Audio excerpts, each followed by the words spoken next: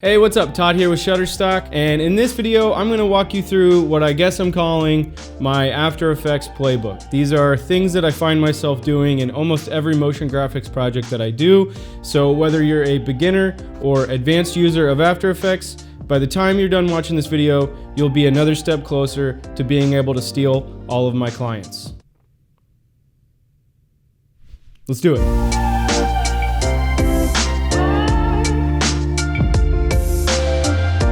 So the first trick is basically how to create super smooth keyframes. So right here we have this square in the middle of the screen, and what I'm going to do is I'm just going to have it do a simple animation onto the screen. So the way that I would do that is right here, I'll click on the stopwatch for position, and if you don't have your position drop down already, you select your object and hit the P key and position will pop up.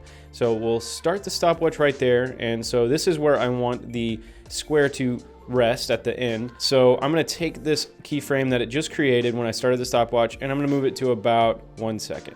Since the stopwatch is engaged, every movement I make with that object is going to create a new keyframe. So I'm going to move this down off of the screen. And here's what that looks like. So not great, not very smooth. It kind of looks like a PowerPoint animation. So what I always do with moves like this is I'm going to go here to the second keyframe, and I'm going to right click, and I'm going to go to keyframe assistant and select easy ease. You can also hit the F9 key. And so that is going to soften that move a little bit, but I like to take it even further. I'm going to select that keyframe, go to this little button right here. That's the graph editor. And we're going to make sure that we're looking at the speed graph by clicking here and go to edit speed graph. And on the second keyframe, I'm going to take this little handle and I'm going to drag it down. Basically, it's going to pad all of that motion into the front, and it slowly curves down. So let's see what that looks like.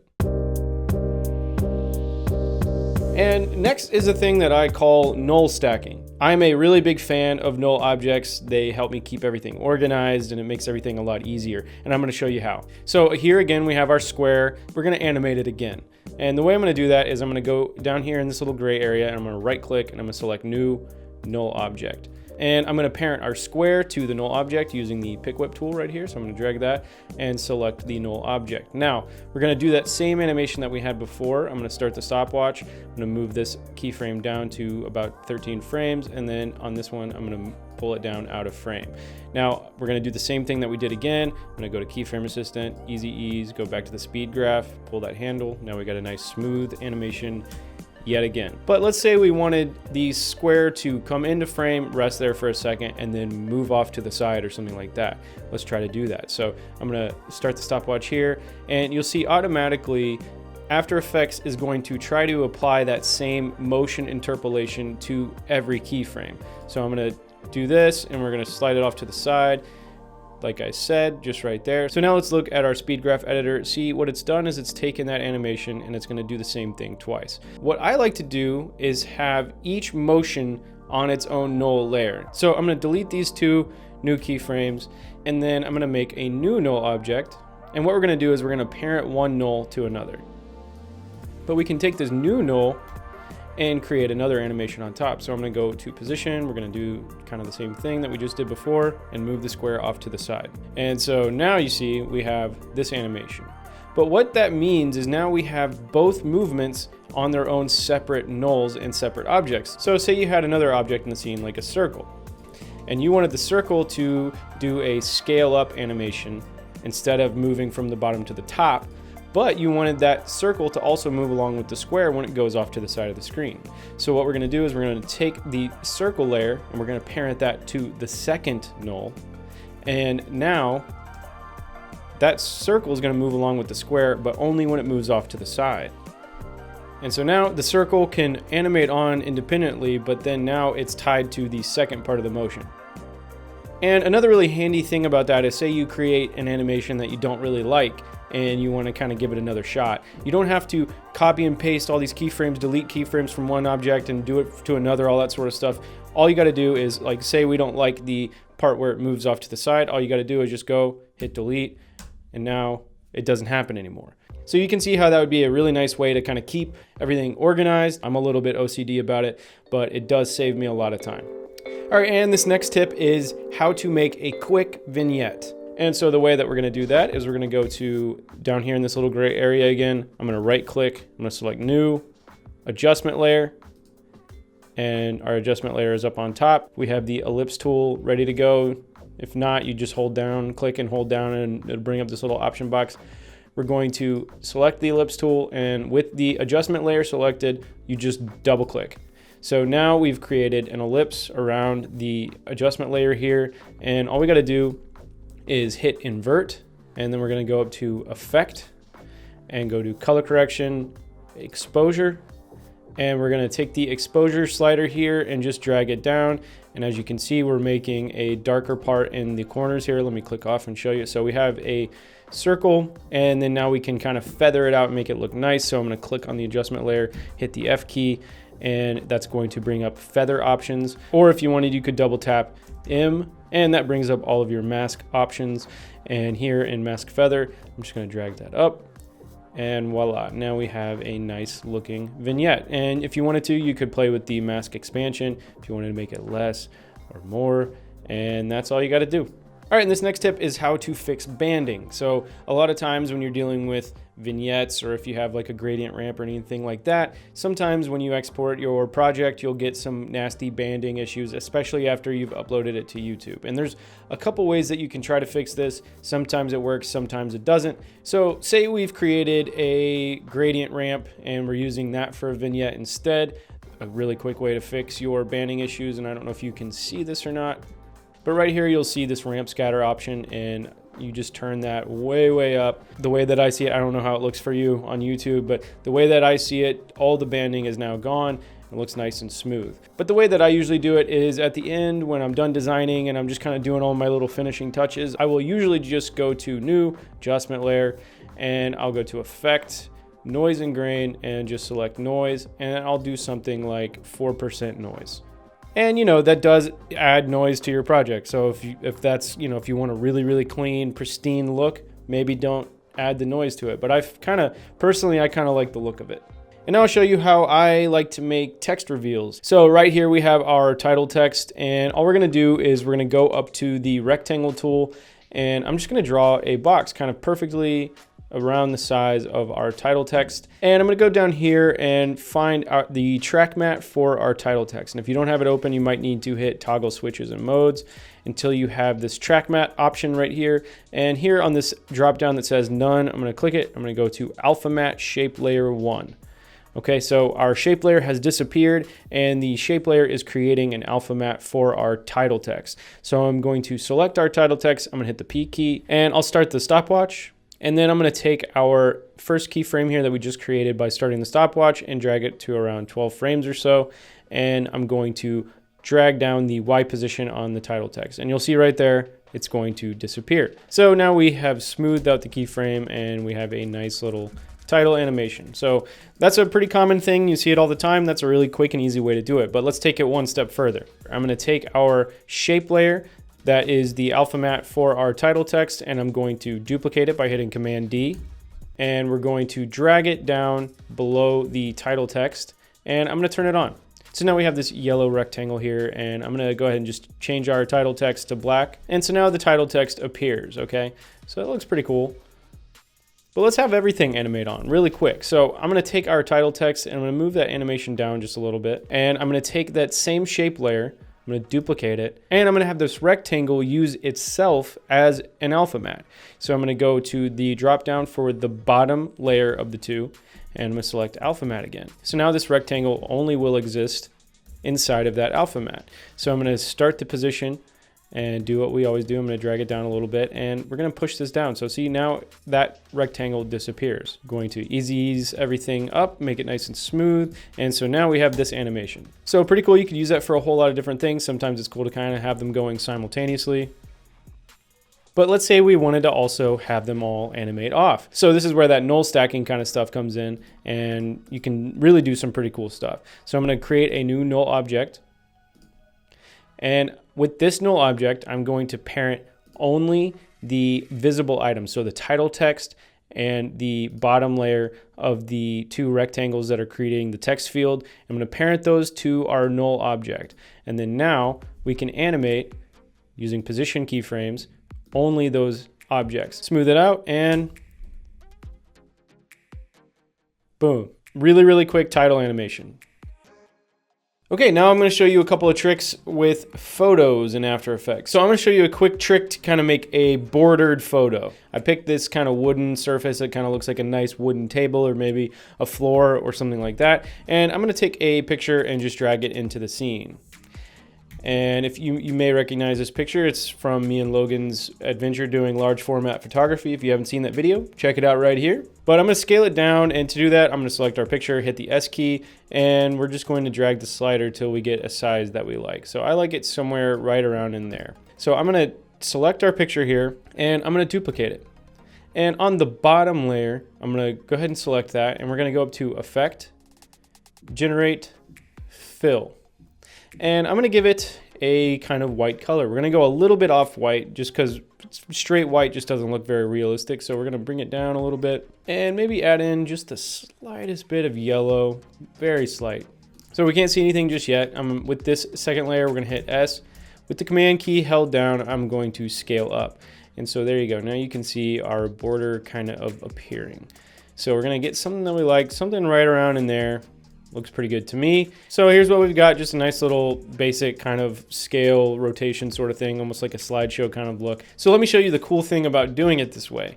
So let's say you have multiple photos and some of them are in landscape format, some of them are in portrait format. All you have to do is, with our two photo layers selected, and remember the bottom one is the border, I'm gonna select our new photo, our second photo, which is in landscape format, and it's up here in the bin. I'm gonna hold down the Alt key, and I'm going to drag it on top with these two layers already selected. And what that's going to do is it's going to replace those two files with the new one. And so it's going to retain all of those same effects and the drop shadow that we added. So we have the exact same animation now, just with a different photo. So now I'm going to show you a trick that I do all the time for adding organic looking camera motion to your motion graphics. So I just grabbed a picture that I had laying around and threw it on the ground and just got a quick shot with a camera. You could do it with anything. You could even get a shot with your cell phone if you wanted to. But we have this shot here of a picture on the ground, and it's just got a little bit of a handheld camera motion to it. And we can easily steal that motion from this shot and apply it to our shot of our picture from before. And so the way that we're going to do that is I'm going to take my shot, I'm going to drag it right here to this new comp button right there. And with our layer selected, we're going to select it and go up here to track motion. If you don't have that option, you might need to just make sure that that's checked right here in your window drop down. But with our layer selected, we will select track motion. And what that's going to do is it's going to add a track point. And we want to make sure that we're tracking for position, rotation, and scale. And I'm going to go here to the options and just make sure that we have luminance selected. And I like to set this to stop tracking if confidence is below 90%. So we're gonna hit OK. And I'm gonna go ahead and make a new null object. We've done that a few times already in this video. So just make a new null object real quick. And here on edit target, let's make sure that the null that we just created is the target. So we're gonna hit OK. Now we need to move our track points somewhere on the photo with high amounts of contrast so that it can easily track those parts. I'm gonna stick it right around in here. I'm going to make the track points a little bit bigger. You just drag these little boxes out, and let's find a second point. The second point is going to allow it to track the rotation, and we're going to track this little square, and we're going to hit the Analyze Forward button right here. And what that's going to do, it's going to take a little while, but it's going to track your shot. Okay, so now our track is done, and we can go ahead and hit the Apply button. And right here, you'll get this little X and Y thing. Just hit OK. And so now we have this null object with some handheld camera motion applied to it. So what we can do is actually take that null object. We're going to hit Command C, copy it, and we're going to go to our composition here with our picture animation. And I'm just going to paste it in. And now, as you can see, our other layers are parented to the background layer. So I'm going to take the background layer and parent it to our new null object. And you'll see now we have some pretty cool looking handheld looking stuff. Now you might look at that and say, hey, that's ridiculous. That's way too shaky. We really need to tone it down. So it's really easy to do. All you got to do is take your null object and you can move it around. You could move it forward, back if there's like a smoother part of the shot. And you could also, with your null object selected, hit the U key, and that's going to bring up all of those different keyframes, and you can just select them. and hold down the Alt key, and on the very last keyframes, click down and drag.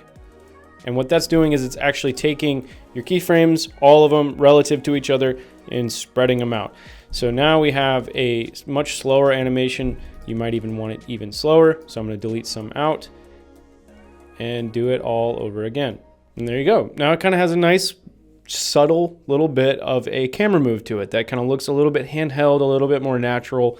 This is a trick I do all the time. And now I'm going to show you kind of my go-to techniques for finishing the color and overall style of a lot of my graphics. So here I just made like a really quick and dirty kind of fake sort of movie trailer title. It's not great. I just threw it together really quick. So I'm going to right click, create a new adjustment layer. And first off, I want to add some glow. And to do that, we're going to go up to Effect, Stylize, and Glow. Now you're not going to want to use this on every single graphic, but for stuff like this, sometimes it can look pretty cool. So what I'm going to do is I'm just going to take our glow radius here and I'm going to jack it way, way, way up. I do this kind of pretty often. It just kind of gives everything sort of a nice gleamy shimmer, a little bit of a haze kind of look. And I'm going to also take our glow threshold and I'm going to bring it down just a little bit and we're going to see what we get. And now obviously right now in its current form, this doesn't look very good. So now I literally do this on every single graphic I've ever done. We're going to make another new adjustment layer and I'm going to go to Effects, Color Correction, Curves. And I always just add a little bit of a contrast curve. Now in this case, I'm going to add a really big contrast curve just to kind of show you what it can do. So now it's kind of looking more like what my original vision was. Let me show you an A/B.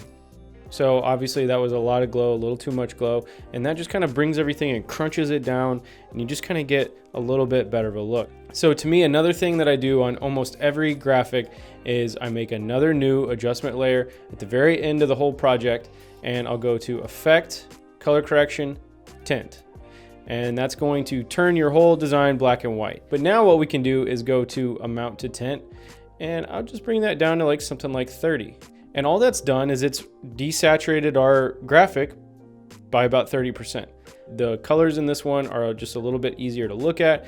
They're not quite so harsh, and it overall just looks like better design. All right, now this trick is basically how to get a nice texture onto a text element. So we have this chalkboard kind of texture. So we're going to create some text. So I'm going to grab the text tool and let's just type chalky text. Now it helps to use a font or a look that kind of has that chalky vibe. So I'm using this font right here. It's called Cardano Modern, I believe. What we need to do is make it look like it's chalk. One really easy way to do that is I'm going to take our chalk layer background and I'm going to duplicate it by hitting Command D. And we're going to put it right above. And now with our text layer selected, I'm going to go over here to the track matte drop down. And again, if it's not there, toggle your switches here. And we're going to select Luma Matte Inverted. Okay. So what we need to do now is intensify the texture of that Luma Matte. So what I'm going to do is I'm going to go to Effect, Color Correction, Curves, and I'm going to make an insane contrast curve. I'm going to bring the darks all the way down to like right about here. And then I'm going to take the highlights and bring them all the way up here. And you'll see now when I start kind of dragging this back a little bit, you'll see something happening. You'll see now we're getting kind of a little bit of a chalky texture on that text. So we could even duplicate that and it's going to go really crazy. So, you know, it's all about finding something that looks kind of natural. But let me show you what that layer will look like. So now if we turn that layer back on, that's what's happening, okay? And you can even get a little bit more fine detail if you scale down the Luma layer like this, and you know, you can move it around and find the part that you like the most. That's looking a whole lot more like it's been kind of written on this chalkboard texture, so that looks a lot better. All right, real quick, I'll show you how to make, I don't really know what to call it besides kind of like a scale wipe transition sort of thing. It's just a quick way to make a nice animation that kind of wipes on and wipes off. So we're gonna go down here, we're gonna go to New, Solid, and we'll just make it red and hit OK. So now we have this red solid covering up the whole screen. And what I'm gonna do is I'm gonna, with our layer selected, I'm gonna go to this tool right here. It's the pan behind tool. We're going to click that, and this allows us to move the anchor point. So I'm going to take this anchor point and I'm going to move it to the right edge of this element. And I'm going to kind of zoom in and just make sure we're really nice and tight on the right edge of it. And then now what we're gonna do is we're gonna have the object animate it on and then scale down and disappear. So I'll show you what I mean by that real quick. We're gonna open up position and I'm gonna start the stopwatch and create a keyframe. And then I'm going to move the object to the opposite side that the anchor point is on. So we put the anchor point on the right side. I'm gonna move it left out of frame using the position slider here. And we're gonna go ahead and make that keyframe nice and smooth like we have been doing. All right, so now we got a solid that just flies in just like that. No big deal, nice and easy. But now I'm gonna go ahead and with this solid selected, I'm gonna hit the S key, open up scale. And here I'm gonna unlink the scale properties. So now it won't scale uniformly. And this left number is gonna be your width, and the number on the right with the percentage sign next to it is going to be your height. I want it to scale down in terms of width, and because we move that anchor point, it's going to wipe off the frame. So right about here where it hits this side, I'm gonna go ahead and start the stopwatch, and we're going to go down to about a second, and we're gonna click on the left number of the two and hit 0. And now we can also smooth that out. You're probably noticing a bit of a theme here. And let's see what we got. Boom. Nice, quick and easy interstitial. And you can do this for a lot of things. Again, lower third design, little line elements that kind of fly onto the screen, speed lines. I use this little 1-2 punch all the time. Now I have quite a few more of this kind of stuff up my sleeve, so consider this maybe an unofficial part 1. If you'd like to see some more stuff like this, please let me know in the comments. I'd love to make some more. Anyways, as always, I hope you found this video helpful. Like, comment, subscribe, all that good stuff, and I'll see you next time.